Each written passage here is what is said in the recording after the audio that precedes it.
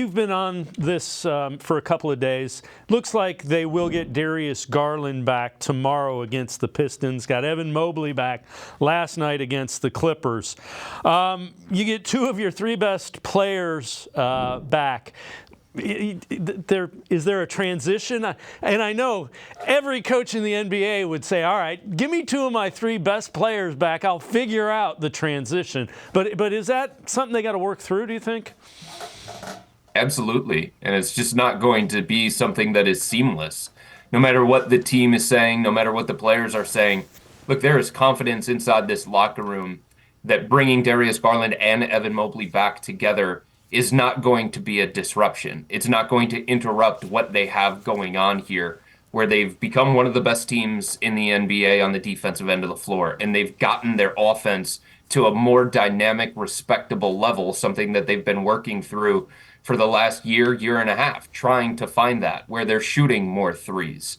There is a belief internally, and they'll say it privately and they'll say it publicly, that these guys coming back is going to be a good thing and it's just going to enhance what they have going on. But it's a different style. It's a different team than the one that they left behind. At the time that Evan Mobley went down with an injury, he was third in the offensive pecking order in terms of total touches. Those same number of shot attempts, those same number of touches, those aren't waiting for him right now. Darius Garland is going to have to get more comfortable playing off the ball so that Donovan Mitchell doesn't get taken out of this full-time creator role that has allowed the Cavs offense to flourish, that has allowed him to get his teammates more involved, that has allowed him to empower his teammates in a different kind of way.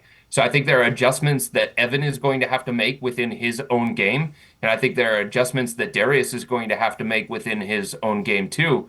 And it's not something that is going to be seamless. It's going to take time.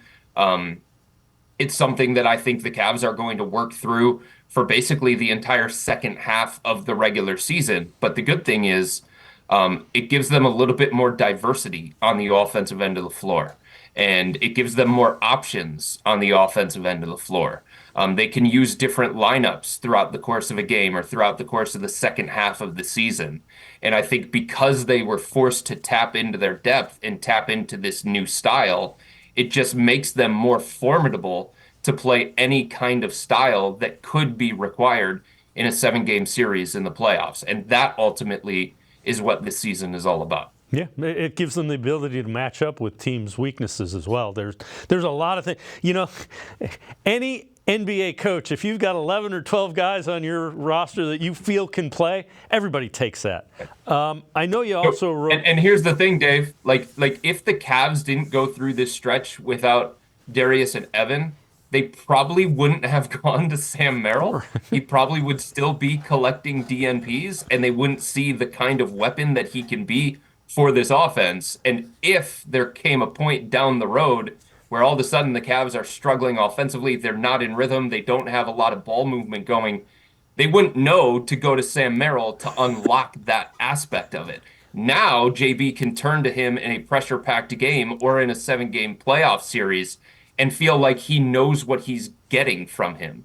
And he has a trust level in Sam that has been built during this time that wouldn't be there otherwise. He has a new trust level in Dean Wade that has been built during this time that wouldn't be there otherwise either. Yeah, those are skills. The three-point shot, both of them have shown, are things that they needed that they went out and got too.